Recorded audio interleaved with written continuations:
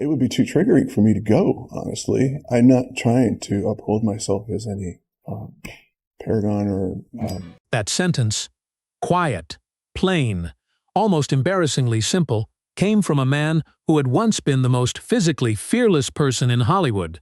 A man who had swung from vines, outrun mummies, and thrown himself face-first into trees for the sake of a perfect take. A man whose body had been so extraordinary that magazine covers ran out of adjectives for it. He wasn't T talking about a war zone. He wasn't T describing a medical emergency. He was talking about a party, a Golden Globes party, the kind of room he'd once lit up just by walking through the door. What happens to a man when the industry he gave everything to becomes a place he can no longer enter without shaking? What gets taken from you when silence becomes the only survivable option? And how, after a decade in the dark, after surgeries and shame and a public humiliation so slow it barely registered as cruelty, does a person find their way back to themselves? This is not a story about Hollywood's redemption. Hollywood did not redeem Brendan Fraser, he redeemed himself. The industry just happened to be watching when he did. He arrived on December 3, 1968, in Indianapolis, Indiana, a city he would barely get to know before his father's career in Canadian Foreign Service uprooted the family again and again and again. Seattle, Ottawa, the Netherlands, Switzerland, back to Canada. By the time Brendan graduated high school, he had collected addresses the way other kids collected baseball cards, and home had become a word he used without quite understanding what it meant. Instability will do one of two things to a child. It will make them retreat, or it will make them perform. Brendan Fraser performed. He learned to read a room before he could read a map. He learned to make strangers feel comfortable because strangers were all he had. He walked into new classrooms the way a diplomat walks into foreign embassies, with a smile that said, "I am harmless," and a warmth that made people want to believe him. That gift would take him everywhere. It would also, eventually, make him the perfect target. He studied at the Cornish College of the Arts in Seattle and moved to Los Angeles with the quiet recklessness of someone who does to yet understand the odds. His early work was modest, a small part in Dogfight in 1991, opposite River Phoenix.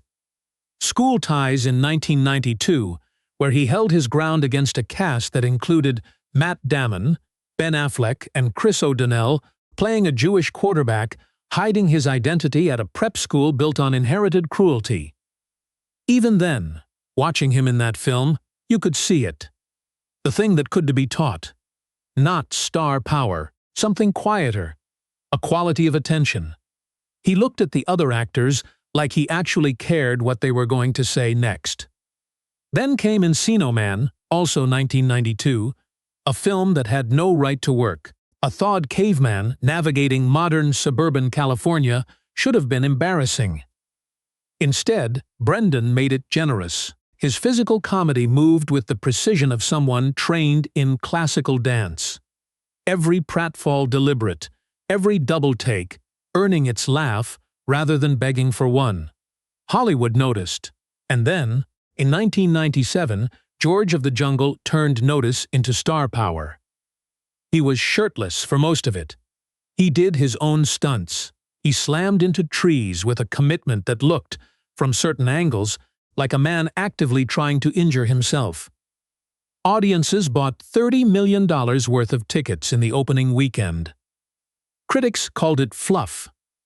They were technically correct and completely wrong. They were watching a man who could have protected himself, who could have stood at a careful remove from the material, choosing instead to be genuinely, unguardedly ridiculous. That choice requires a courage that most serious actors never find. By 1999, the calculation changed entirely. The Mummy was not supposed to be The Mummy. It was Universal's anxious attempt to resurrect their monster franchises, a production that could easily have become a cautionary footnote about studio desperation. Instead, It became something people still quote 25 years later. It made $416 million worldwide. It made Brendan Fraser the kind of actor that studios build release schedules around. Rick O'Connell, part Indiana Jones, part Bruce Campbell, entirely committed to the joy of his own existence. Was the role Brendan had been building towards since those early classrooms, since all those first days in foreign cities where charm was the only currency that transferred. The sequel arrived in 2001 and made even more money. And then, quietly, the accounting began. No one tells you what it costs to be an action star. Not the publicists, not the directors, not the insurance actuaries who will eventually use those costs against you. The work requires you to treat your body like a vehicle, to push it past its limits, to ignore signals that a less ambitious person would have read correctly. Brendan Fraser ignored those signals for years, because that was the job, because the cameras were rolling, because he was Brendan Fraser, and Brendan Fraser didn't do things halfway. By the mid-2000s, the invoice arrived. His back seized without warning. His knee gave out on staircases.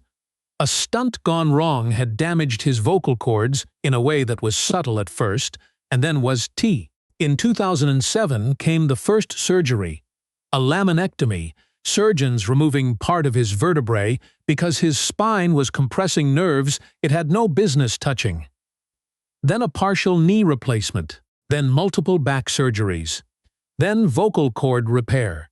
7 major operations over 7 years, each requiring months of recovery, each leaving him a fraction less than he'd been before. He would later describe those years as being held together by tape and ice. He was not speaking metaphorically. When your spine cannot support your body, maintaining an action hero's physique becomes physically impossible. When your knee gives out, you cannot run. And when you cannot run, Hollywood, which had paid you millions to run, stops returning your calls. Insurance companies refused to bond him for action roles. Studios told directors he was too great a risk. The same body that had made him a franchise became the reason the franchise moved on without him. This was survivable, painful, humiliating, grinding, but survivable. What Brendan Fraser was carrying alongside those surgeries was something else. Something he would not speak about publicly for 15 years. Summer 2003. The Beverly Hills Hotel. The Hollywood Foreign Press Association was hosting a luncheon. Brendan attended because that was the job. You appeared, you smiled, you shook the hands of people who held some portion of your professional fate. Philip Burke, then a former president of the HP, approached him in a crowded room. Ostensibly for a handshake, what happened instead was an assault. Physical, deliberate, and over before anyone nearby registered what had occurred. Brendan froze, not out of weakness, trauma short circuits, the brain's capacity for response in ways that no amount of physical courage can override. He made an excuse and left, found his way outside. His wife Afton found him there, broken. Not upset, not angry, but broken, which is a different country entirely. He reported it. He asked the HPA for a written apology. What he received was a non-apology. The kind of carefully worded document designed to acknowledge nothing while appearing to acknowledge something. And then, with the quiet efficiency of a system protecting itself, the consequences arrived. He stopped being invited to HFPA events. His films stopped receiving nominations. Roles he was close to accepting went to other actors without explanation. Was it a coordinated blacklist? The pattern was too consistent to be coincidence, too diffuse to be easily proven. Between 2003 and 2018, Brendan Fraser's career moved from a list to barely employable, and the industry shrugged and moved on to other stories. He stayed silent because this was 2003, years before there was language in public culture for what had happened to him. Men were not supposed to be victims of this kind of assault. Men were especially not supposed to talk about it, and Brendan, who had spent his whole life learning to read rooms, to make people comfortable, to sense the temperature of an environment, understood that speaking would cost him more than silence already had. So he swallowed it, added it to the weight he was already carrying, kept going. There is a particular cruelty in being punished for something done to you. It compounds. It whispers. It finds you at 3 in the morning and asks if you deserved it. Between 2008 and 2016, Brendan Fraser became the answer to a melancholy trivia question at parties. People asked it with a mix of nostalgia and unease, the same way you might ask about a neighbor who moved away under unclear circumstances. Where had he gone? The answer was direct-to-DVD releases, guest spots, small festival films that came and went, and the alimony payments $900,000 per year, $75,000 every month, that had seemed manageable when he was earning millions and became, when his income collapsed, a kind of slow drowning. In 2013, he went back to court asking for a reduction. His lawyers presented evidence that his annual income had fallen to nearly nothing. The tabloids ran headlines about broke Brendan. People made jokes. They didn't yet know what they were really laughing at. The cruelty of that period is visible in the photographs, not in any dramatic single image, but in accumulation. The same face, taken dozens of times by cameras he hadn't asked for, growing more tired across the years. Heavier, less present behind the eyes. What those photographs don't show is what people who encountered him during those years consistently reported. That he was still kind. Still stopped for photographs, still asked strangers about their lives, treated people with a decency that the world was not, at that moment, returning to him. His mother died in 2016. He grieved privately. Didn't perform the grief for sympathy. He just kept carrying it. The internet, whatever its sins, has a gift for belated justice. Around 2016, something shifted, tentatively at first, then with gathering force. Reddit threads appeared. Long, carefully researched posts, titled things like, "Can we talk about what happened to Brendan Fraser?" Young people who had grown up watching The Mummy on Saturday afternoons, who had loved this man without fully knowing it, discovered his story and felt something that was to quite nostalgia. Something closer to anger. In 2018, he finally spoke. A GQ journalist asked him directly, and Brendan answered. Carefully, painfully, without melodrama. "I felt ill. I felt like a little kid." The article spread across the internet in hours. People were not just sympathetic. They were horrified. In the specific way you are horrified when you realize something wrong has been hiding in plain sight for nearly 2 decades. The HFPA, under sustained public pressure, expelled Philip Burke in 2021. 18 years after the assault, 18 years. The same year the expulsion came, Brendan appeared in Doom Patrol, a docu-series where he played Cliff Steele, a race car driver whose brain is transplanted into a robot body after a catastrophic accident. A man trapped inside metal, desperate to feel human again, furious at the gap between who he used to be and what he has become. The role required mostly voice work. It required everything else he had critics noticed, audiences noticed. Not because the role was a comeback story. Brendan wasn't performing a comeback, he was simply being honest. But because the honesty was undeniable. He understood that character the way only someone who has actually lived that particular loss can understand it. Then, Darren Aronofsky came with The Whale.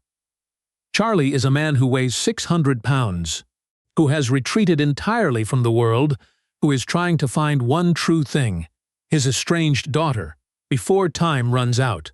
On paper, this is the role that could have destroyed what remained of Brendan's reputation. A fat suit performance engineered for awards consideration. Aronofsky understood that the role required something no fat suit could manufacture. He required Brendan Fraser, hours in prosthetics every day, physical discomfort that echoed the chronic pain Brendan had learned to live around. A performance that asked him to sit with shame, with isolation, with the terrible particular hope of someone who knows they are running out of time. He gave it everything. He gave it things he had been saving for years without knowing it. When The Whale premiered at the Venice Film Festival in September 2022, the audience stood for 6 minutes. Brendan wept openly, not performing gratitude but flooded by it, by the realization that the story wasn't over, that people still cared, that he had not been forgotten so much as temporarily misplaced. On March 12, 2023, the Academy of Motion Picture Arts and Sciences gave Brendan Fraser the Oscar for Best Actor. He stood on that stage with tears, making it difficult to speak, and said, "I was in the wilderness, but you found me." He thanked his sons. He thanked Aronofsky. He did not thank the Hollywood Foreign Press Association. The omission was so precise it communicated everything. At 58, Brendan Fraser is not a story with a clean ending.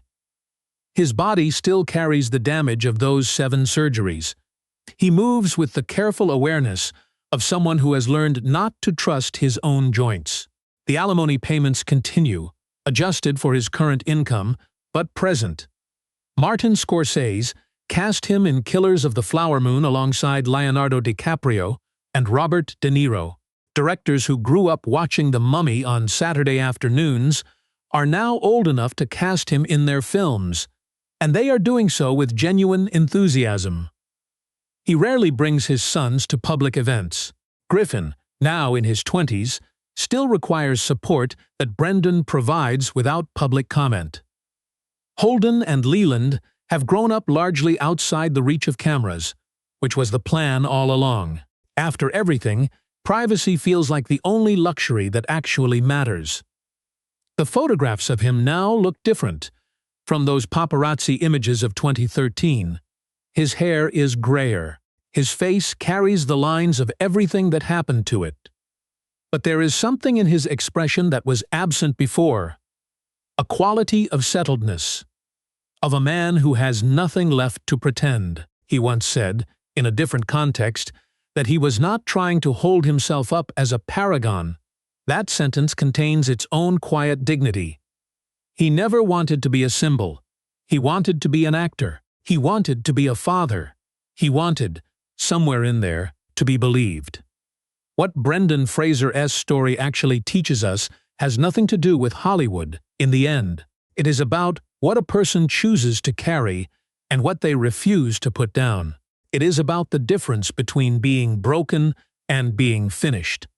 Two states that look identical from a distance, and are worlds apart from the inside. He was in the wilderness for 20 years. He came out the other side still recognizably himself. That is not a Hollywood ending. It is something rarer and more difficult. It is just the truth.